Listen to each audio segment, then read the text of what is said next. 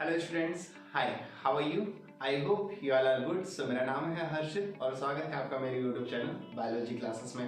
तो आज स्टार्ट करते हैं अपन क्लास 12 एनसीईआरटी बायोलॉजी और इसमें हम लोग बात करते हैं कि हम लोग किन किन चैप्टर्स के बारे में पढ़ने जा रहे हैं। एक इंट्रोडक्शन हमने ले लिया था, आज दूसरा इंट्रोडक्शन है कि क्लास 12 की जो एनसीईआरटी है वो स्टार्ट है आपकी यूनिट नंबर 6 से। ठीक है, उसके पहले के जितने यूनिट हैं, यूनिट 1, 2, 3, 4, 5, ये आप 11th की एनसीईआरटी में पढ़ चुके हैं या मेरे साथ पढ़ रहे हैं तो अच्छी बात है। ठीक है, और 12th की जो एनसीईआरटी है वो यूनिट नंबर 6 से स्टार्ट है, यानी कि 5 यूनिट आपकी क्लास 11th में है और 5 ही यूनिट आपकी क्लास 12th में है। तो यहां से जो स्टार्ट हो रही है वो स्टार्ट हो रही है यूनिट नंबर 6। अब इस यूनिट में कौन कौन से चैप्टर आते हैं, क्या क्या उनमें हमें पढ़ना है, आज उन सब चीजों की बातें करते हैं और उसके बाद हम लोग समझेंगे कि किस चैप्टर में क्या क्या दिखा है और फिर जब हम लोग एनसीईआरटी पढ़ेंगे तो उसी को डिटेल में स्टडी करने वाले हैं। तो आज का लेक्चर बहुत इंटरेस्टिंग है। ठीक है, पूरा देखें, इसे समझें कि कौन से चैप्टर में क्या पढ़ना है, पहले ही इंटरेस्ट आ जाएगा। ठीक है, तो यूनिट नंबर 6 में कुल टोटल 4 चैप्टर हैं। ये जो यूनिट है ये यूनिट है आपकी रिप्रोडक्शन की। ठीक है, बायोलॉजी में सबसे ज्यादा इंटरेस्टेड होते हैं बच्चे इस यूनिट को पढ़ने के लिए, तो वही इंटरेस्टिंग यूनिट क्लास 12 से स्टार्ट है और दैट यूनिट इज रिप्रोडक्शन। अब रिप्रोडक्शन किसमें कौन कौन सा होता है, किस तरह का होता है, ये सारी हम लोग बात करने वाले हैं। तो इस यूनिट में कुल टोटल 4 चैप्टर आएंगे। First chapter, chapter 1,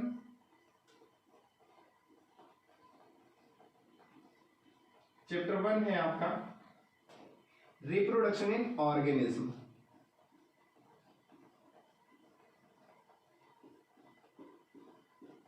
reproduction in organism, जितने भी ऑर्गेनिज्म हमारे आसपास है, जितने हमें दिखाई दे रहे हैं, जितने नहीं भी दिखाई दे रहे हैं, पानी के अंदर है, उन सभी ऑर्गेनिज्म में अगर देखा जाए तो किस तरह का रिप्रोडक्शन है, तो 2 तरह का मेनली रिप्रोडक्शन देखने को मिलता है और वही हमें इन ऑर्गेनिज्म में देखने को मिलेगा।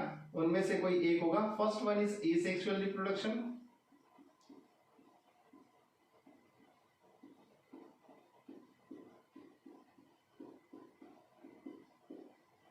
Second is sexual reproduction.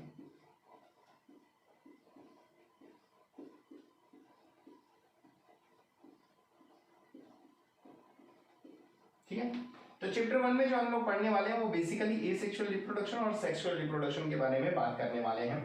Organism जैसे अमीबा हो गया, ठीक है, वेजिटेटिव रिप्रोडक्शन क्या होता है, आलू में कैसे होता है, बडिंग क्या होता है, फिजन क्या होता है, तो ये सिंपल जो चीजें हैं वो सब हम पढ़ने वाले हैं रिप्रोडक्शन इन ऑर्गेनिज्म में। सेकेंड चैप्टर अगर हम बात करें, दूसरा चैप्टर है रिप्रोडक्शन की यूनिट का, that is reproduction in flowering plants.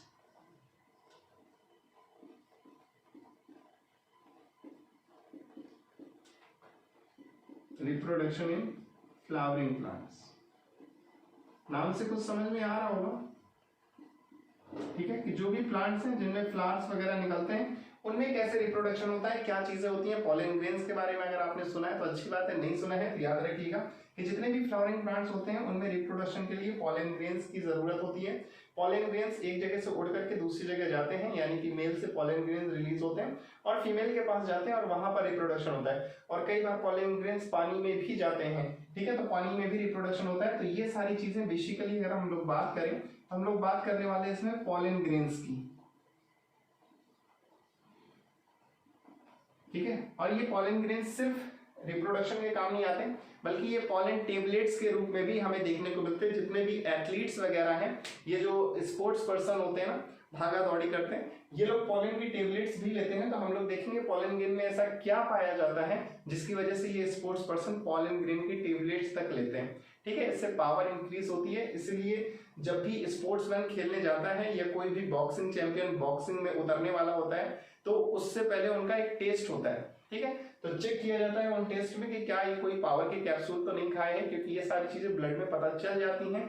ठीक है, इसलिए पॉलन टेबलेट्स का क्या काम होता है, ठीक है, कैसे यूज किया जाता है, किस किस नाम से मार्केट में आते हैं, तो ये सारी चीजें भी हम लोग पढ़ने वाले हैं। अदरवाइज चैप्टर तो काफी खूबसूरत है, बहुत इंपॉर्टेंट चैप्टर भी है। ठीक है, इसके बाद आपका पसंदीदा और बहुत important chapter, that is chapter number 3, human reproduction.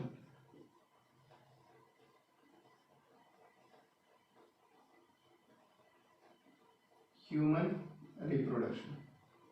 अब इस चैप्टर से मुझे एक चीज याद आ गया कि हम लोग 12th में तो बहुत डिटेल में स्टडी करने वाले हैं, लेकिन इसी का छोटा सा पार्ट मैं 10th में, जो 10th के बच्चों के लिए मैंने लेक्चर डाला था, उसमें मैंने थोड़ा सा पढ़ाया हुआ है। 10th में आप समझ सकते हैं कि अब साइंस कंबाइन हो चुकी है। पहले फिजिक्स अलग होती थी, केमिस्ट्री अलग, बायोलॉजी अलग, अब मेरे टाइम पे अब सब कंबाइन हो गई है, तो चीजें भी घट गई हैं, है ना। तीनों बुक्स को एक साथ मिलाकर के इतनी मोटी नहीं बना सकते, इसलिए चैप्टर्स भी कम कर दिए हैं या कंटेंट कम कर दिया है। तो 10th में जो रिप्रोडक्शन दिया है वो बिल्कुल एकदम ना के बराबर दिया है ना, कि दाढ़ी कब निकल आती है, बाल कहाँ से ग्रो होते हैं, प्यूबर्टी क्या होती है, मेंस्ट्रुअल साइकिल स्टार्ट हो जाती है, ये हल्की फुल्की सी चीजें दी रखी हैं। और उसमें मेरे सबसे ज्यादा व्यूज हैं।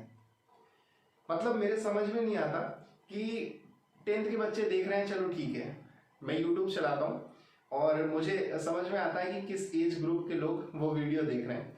तो 18 से 24 साल के बच्चे देख रहे हैं, मुझे समझ में आ रहा है, चलो ठीक है, वो पढ़ने के लिए, सीखने के लिए देख रहे हैं।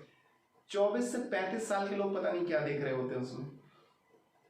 जब मैं एज ग्रुप देखता हूं तो उसमें लिखकर क्या था, 24 से 35 साल के लोग भी आपको वीडियो देख रहे हैं।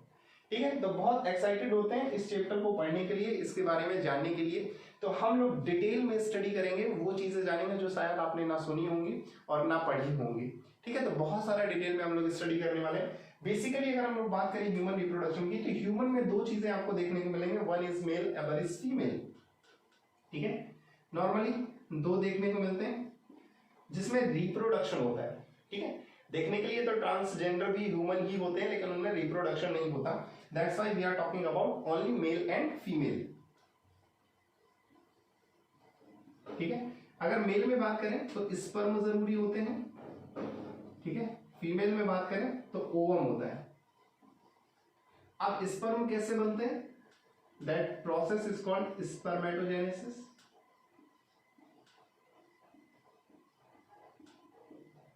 और ओवम कैसे रिलीज होता है, that process is called oogenesis। ठीक है, अब ये स्पर्म कैसे बनता है, ओवम कब रिलीज होता है, ओवम जिंदगी भर क्यों नहीं रिलीज होता। जैसे कि हम लोग कहते हैं कि आदमी और घोड़ा कभी बूढ़े नहीं होते, लेकिन ये बात लेडीजों के लिए नहीं होती, क्योंकि लेडीजों में एक वक्त के बाद मीनोपॉज स्टेज आ जाती है।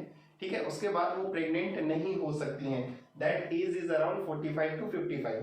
ठीक है, लेकिन मेल जो होते हैं वो 90 की उम्र में भी, अगर उनमें कैपेसिटी है, स्टेमिना है, 90 बहुत ज्यादा हो गया, लेकिन 60 की उम्र में भी वो क्या कर सकते हैं, वो फादर बन सकते हैं। ठीक है, तो स्पर्म में ऐसा क्या होता है कि वो पूरी जिंदगी भर बनते रहते हैं। ओवम क्यों जिंदगी भर नहीं बनते हैं, ओवम का क्या कोई नंबर होता है, और नंबर होता है तो फिर कितना अमाउंट होता है, कितने नंबर होते हैं। ठीक है, तो ये सब सारी चीजें बात हम तब करेंगे जब इस चैप्टर में एंटर करेंगे। बहुत इंटरेस्ट आने वाला है, ये सारी चीजें हम लोग जानेंगे। उसके बाद एक और चीज हमें जो पढ़नी है फीमेल में, वो बहुत इंपॉर्टेंट है, that is menstrual cycle.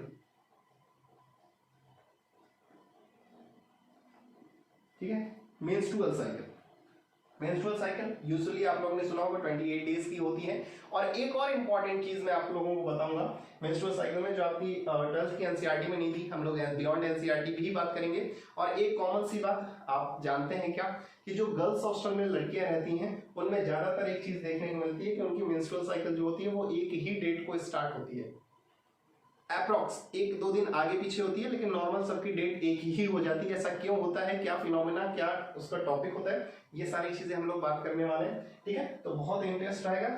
Next और लास्ट इस यूनिट का जो चैप्टर है, that is chapter number 4, reproductive health.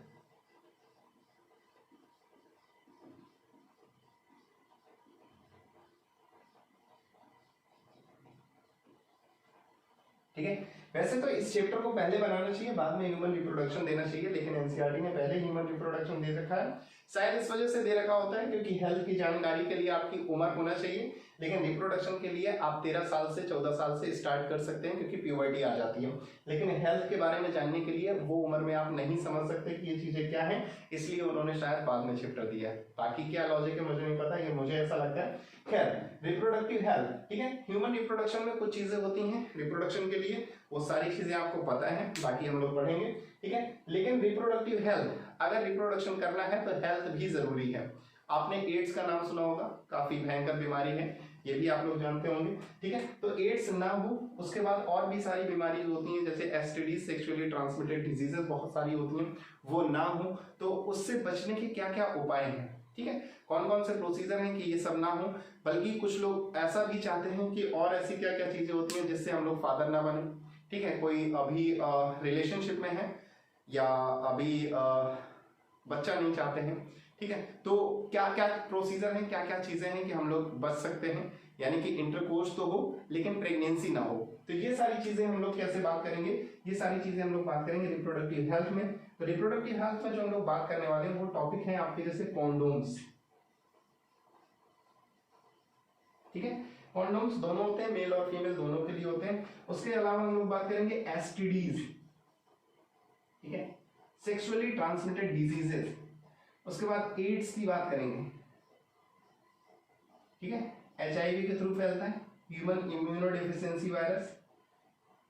Ads बहुत खतरनाक बीमारी इसलिए भी कही जाती है क्योंकि एड्स में ये नहीं पता चलता कि आपको किस उम्र में पता चलेगा कि एड्स हो चुका है, ठीक है, आपको कभी भी एड्स हो जाएगा और क्या पता 10 साल 15 साल बाद पता चल रहा है कि आपको एड्स है, तो इसलिए ज्यादा खतरनाक कही जाती है क्योंकि इसको पता नहीं लगा सकते हैं कब हो गया। इसके अलावा और भी बहुत सारी चीजें हैं जो हम लोग पढ़ने वाले हैं इसमें, ठीक है, एमटीपी की बात करेंगे। इसके बाद ओरल कॉन्ट्रासेप्टिव क्या होते हैं, ओरल कॉन्ट्रासेप्टिव्स क्या होते हैं, आपने सुना होगा ना, अनवांटेड 72 बहुत ऐड आता रहता है टीवी में, वो क्या होती हैं, ये सारी हम लोग चीजें बात करेंगे किसमें, रिप्रोडक्टिव हेल्थ में, ठीक है। और इसके अलावा और भी बहुत सारी चीजें हैं, जैसे आप कोई भी हॉस्पिटल में जाए तो एक कॉमन सा टर्म है जो लिखा रहता है ज्यादातर हॉस्पिटल में कि यहाँ लिंग की जांच करना कानूनी अपराध है। कभी पढ़िएगा, लिखा होगा, एक बोर्ड टंगा होगा, किनारे लिखा होगा कि यहाँ लिंग की जांच कराना कानूनी अपराध है। तो लिंग की जांच क्या होती है, मेल फीमेल क्यों जांच किए जाते हैं, क्यों आदमी चाहता है कि हम ये पहले पता कर लें।